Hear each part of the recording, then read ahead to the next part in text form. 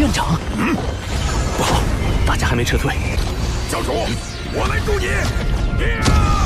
不对，绝地3尺，也给我马上挖出来！说要去除毒素。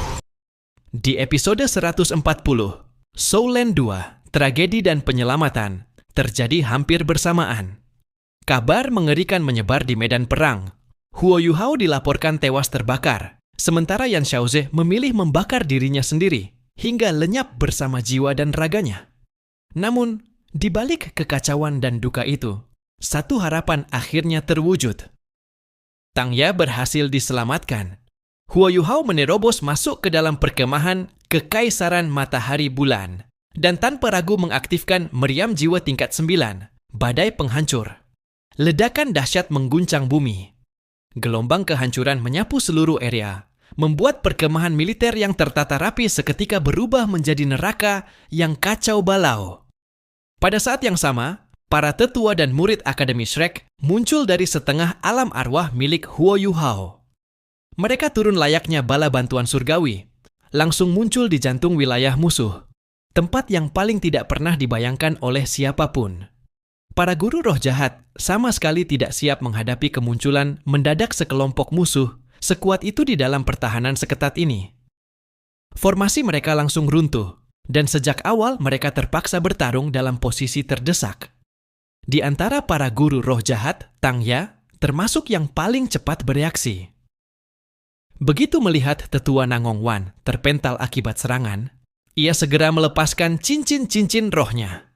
Warna cincin itu membuat siapapun bergidik ngeri. Roh bela dirinya telah berubah. Rumput perak biru kegelapan bermutasi. Sulur-sulur biru gelap menjalar dengan cepat, mencoba membantu tetua lainnya menghadapi tetua Song dari Akademi Shrek. Namun, kekuatan tetua Song jauh melampaui bayangannya. Sulur-sulur yang tampak kokoh itu bahkan belum sempat mendekat, sudah tercabik menjadi serpihan oleh bilah angin tak kasat mata. Saat Tang Ya bersiap mengerahkan teknik roh yang lebih kuat, sesosok tubuh tiba-tiba berdiri di hadapannya. Bei Bei. Tatapan Bei Bei dipenuhi emosi yang tak terlukiskan, antara kegembiraan, kesedihan, dan rasa sakit yang menyesakkan. Melihat wajah itu, tubuh Tang Ya tanpa sadar berhenti bergerak, seolah ada sesuatu jauh di dalam hatinya yang tersentuh.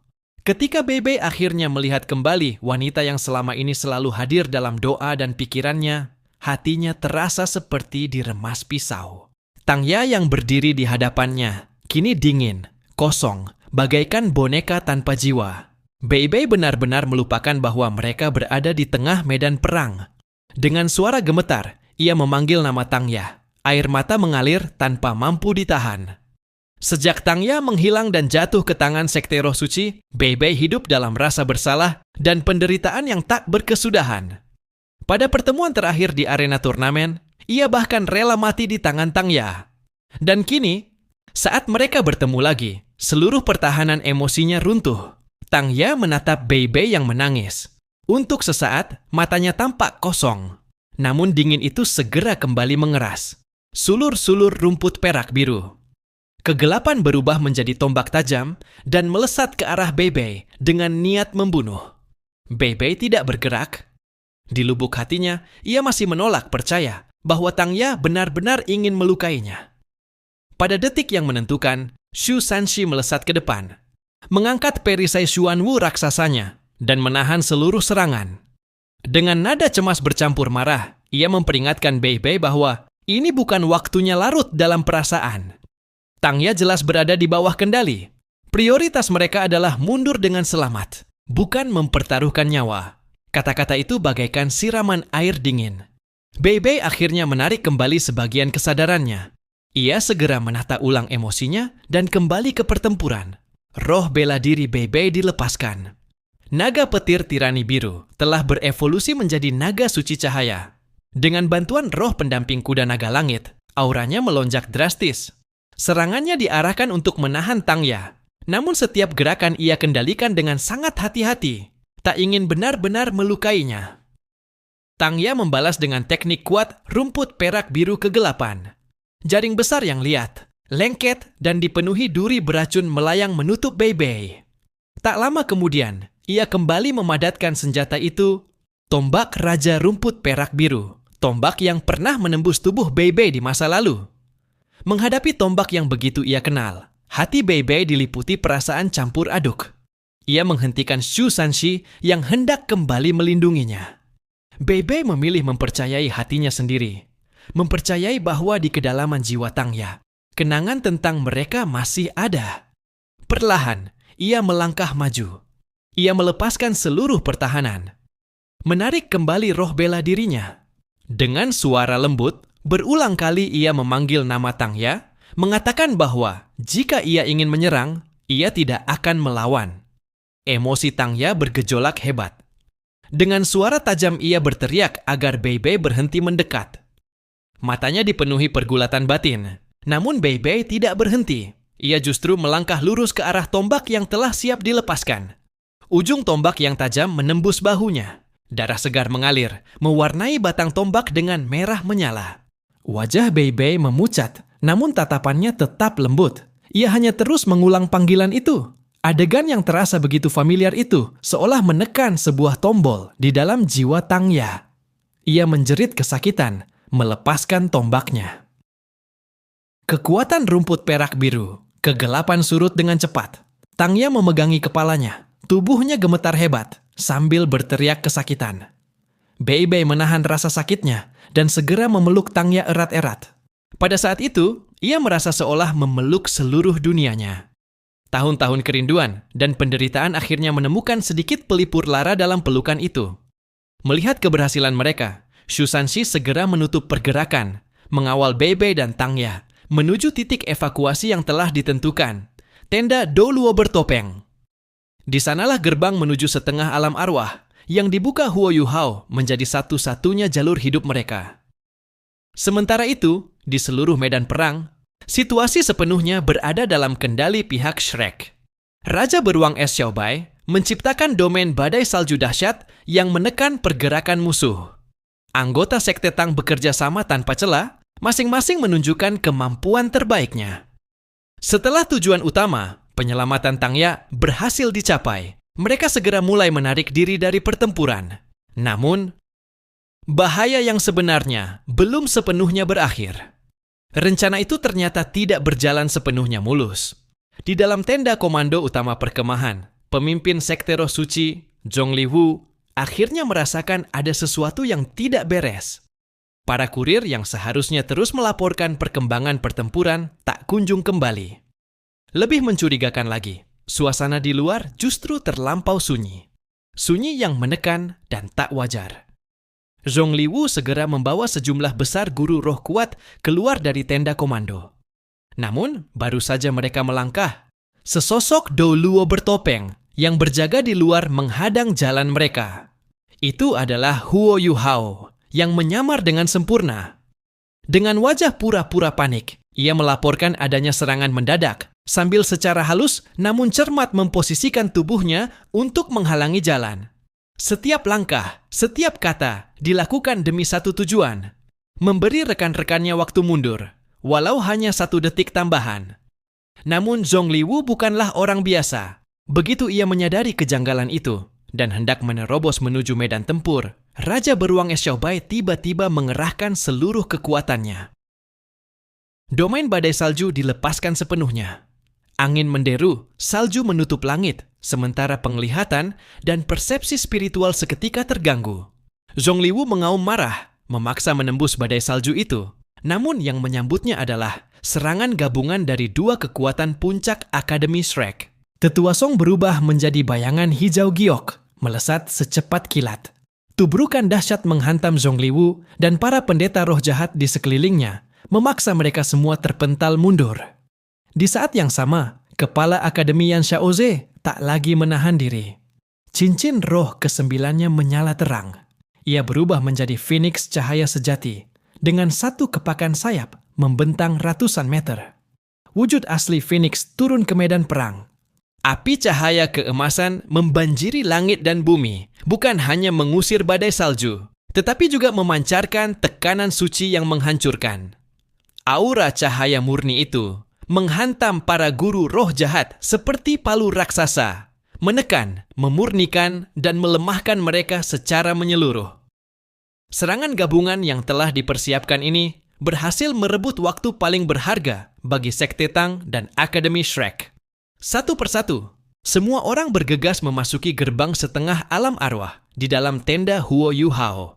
Pada saat yang sama, Huo Yu Hao melakukan langkah terakhirnya. Dou Luo bertopeng palsu itu melihat Yan Xiaoze bertarung sengit melawan Zhong Liwu, segera maju seolah-olah hendak membantu pemimpin Sekte Roh Suci. Ia berpura-pura terlibat pertarungan sengit hingga akhirnya terbakar hidup-hidup oleh api Phoenix cahaya milik Yan Xiaoze. Teriakan melengking terdengar. Lalu sosok Dou Luo bertopeng itu lenyap di tengah lautan api keemasan. Zhong Liwu menatap pemandangan itu dengan hati bergetar hebat. Di matanya, setiap guru roh jahat setingkat Dou Luo berjuluk adalah aset terpenting Sekte Roh Suci. Kehilangan satu saja sudah merupakan pukulan besar, apalagi di saat genting seperti ini. Di bawah desakan Tetua Song, Huo Yu Hao yang sebenarnya dan Raja Beruang Es Xiaobai segera memasuki setengah alam arwah dan menutup gerbang itu sepenuhnya.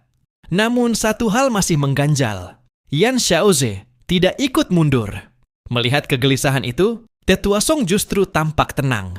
Ia memberi isyarat bahwa Yan Xiaoze sebagai kepala Akademi Shrek dari jalur roh bela diri, sekaligus calon penerus Paviliun Dewa Laut, memiliki kartu truf dan cara meloloskan diri sendiri. Ketika badai salju perlahan mereda dan hanya api Phoenix keemasan yang masih menyala di udara, seluruh anggota Akademi Shrek dan Sekte Tang, termasuk Tang Ya yang berhasil diselamatkan, telah sepenuhnya menghilang ke dalam setengah alam arwah. Yang tersisa hanyalah Zhong Liwu yang diliputi amarah, medan perang yang porak-poranda, dan sebuah tenda Dou Luo bertopeng. Tempat gerbang ruang waktu itu menghilang tanpa jejak. Api Phoenix cahaya milik Yan Xiaoze memiliki daya hancur yang menakutkan. Itu bukan sekadar kekuatan cahaya murni, melainkan juga api bersuhu tinggi yang mendekati atribut ekstrim. Nyala api emas itu membentuk semacam domain khusus, menjebak Zhong Liwu dan beberapa guru roh jahat terkuat di dalamnya. Kekuatan pemurnian cahaya yang dahsyat menekan mereka tanpa ampun.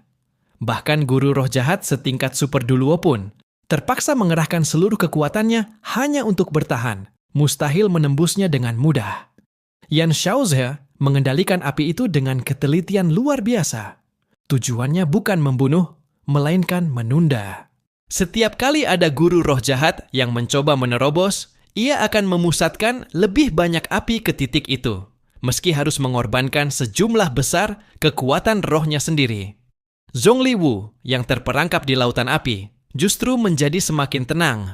Ia segera menyadari kelemahan fatal dari gaya bertarung ini.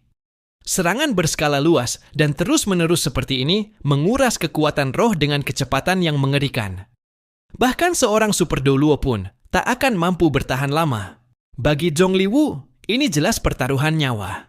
Yan Xiaoze sedang mempertaruhkan segalanya demi memberi waktu bagi rekan-rekannya untuk kabur. Di mata Zhong Liwu, menukar nyawa seorang Dou Luo bertopeng dengan jatuhnya calon penerus Paviliun Dewa Laut adalah transaksi yang sangat menguntungkan. Karena itu, ia memilih bertahan, menunggu saat ketika lawannya kehabisan tenaga. Seiring berjalannya waktu, api Phoenix keemasan itu perlahan meredup, tepat seperti yang ia perkirakan.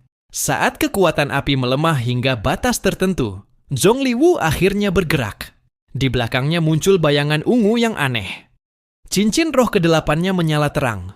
Dari tangannya melesat seberkas cahaya ungu setipis jarum, menembus sisa penghalang api dalam sekejap. Di udara, Yan Xiaoze mengerang tertahan. Dan tepat pada saat itu, api Phoenix akhirnya padam sepenuhnya. Begitu nyala emas itu lenyap, Zhong Liwu menjadi yang pertama menerobos keluar dari kepungan api. Pandangannya segera tertuju pada sosok Yan Xiaoze yang terjatuh ke tanah. Langkah kaki kepala Akademi Shrek itu tampak goyah. Tubuhnya jelas telah menanggung luka berat. Di dadanya, seberkas api ungu masih menyala dengan tenang namun mengerikan. Itulah sisa energi dari teknik roh ke-8, Zhong Liwu, jarum dewa kematian, meninggalkan kutukan paling keji, api kemunduran. Begitu api itu memasuki tubuh lawan, ia akan memancing kekuatan roh dan sumber spiritual korban untuk terbakar dengan cara yang tak bisa dihentikan. Sebuah proses kemunduran total yang hanya akan berakhir dengan kematian. 6 pendeta sekte Roh Suci segera bergerak menutup jarak. Bersama Zhongliwu, 7 ahli tingkat puncak mengepung Yan Xiaoze sepenuhnya. Kemenangan terasa berada dalam genggaman. Dengan suara dingin, Zhongliwu menuntut jawaban kemana mereka telah membawa Santa Perak Biru, milik sekte Roh Suci. Namun jawaban Yan Xiaoze justru membuatnya merasa janggal.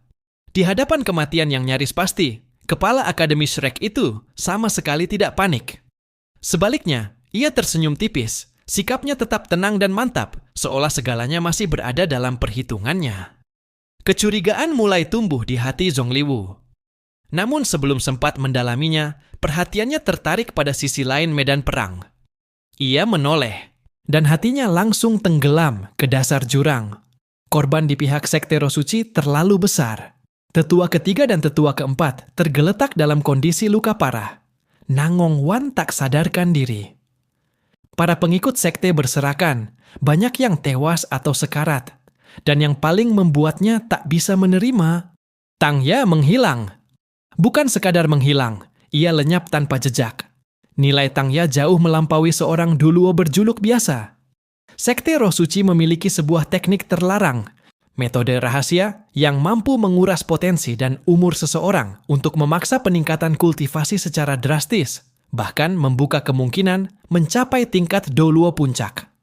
Namun harga yang harus dibayar adalah kehancuran total akal sehat, menjadikan sang pengguna alat pembunuh tanpa emosi.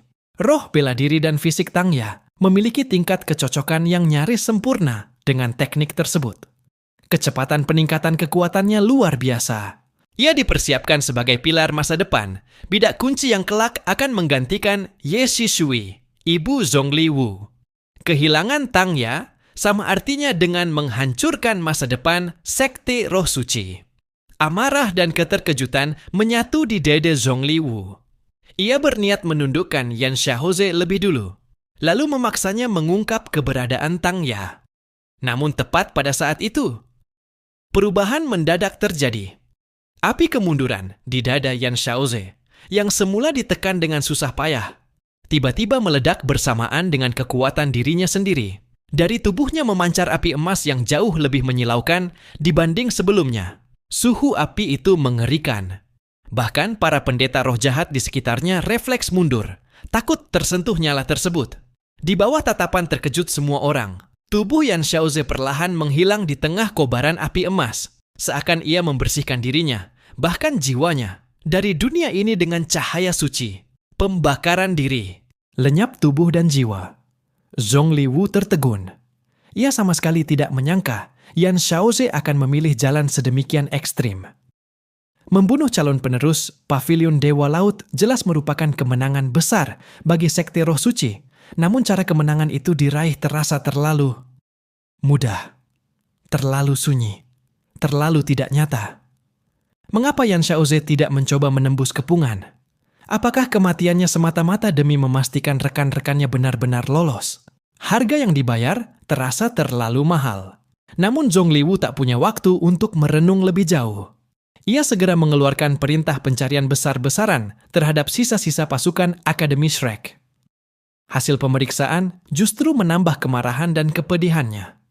Dalam waktu singkat, sekte Roh Suci kehilangan lebih dari 10 elit, termasuk seorang duluo bertopeng, dan yang paling fatal, Tang Ya. Tak lama kemudian, Marsekal Kekaisaran Matahari Bulan, Lin Hai, tiba di lokasi. Ia langsung mengerahkan pasukan dan mengaktifkan berbagai alat roh pemandu pendeteksi, melakukan penyisiran menyeluruh ke seluruh area perkemahan. Namun 2 hari penuh pencarian gila-gilaan tidak membuahkan hasil apapun. Mereka semua seolah menguap dari dunia. Ketidakpastian ini menimbulkan kegelisahan mendalam di hati Zhongliwu dan Lin Hai. Metode pelarian yang sama sekali tak terlacak ini berada di luar pemahaman mereka. Tentu saja mereka tak akan menemukan apapun, karena pada saat ini, seluruh anggota Akademi Shrek dan Sekte Tang berada dengan selamat di dalam setengah alam arwah, sebuah ruang tertutup yang sepenuhnya terisolasi dari dunia luar, mustahil dilacak oleh alat apapun. Tang Ya juga telah berhasil diamankan. Ia disembunyikan di dalam setengah alam arwah, namun masih berada dalam kondisi tidak sadarkan diri. Melihat keadaan itu, Bei Bei tak mampu menyembunyikan kegelisahannya. Dengan wajah pucat dan suara bergetar, ia menoleh kepada Huo Yuhao dan memohon bantuan.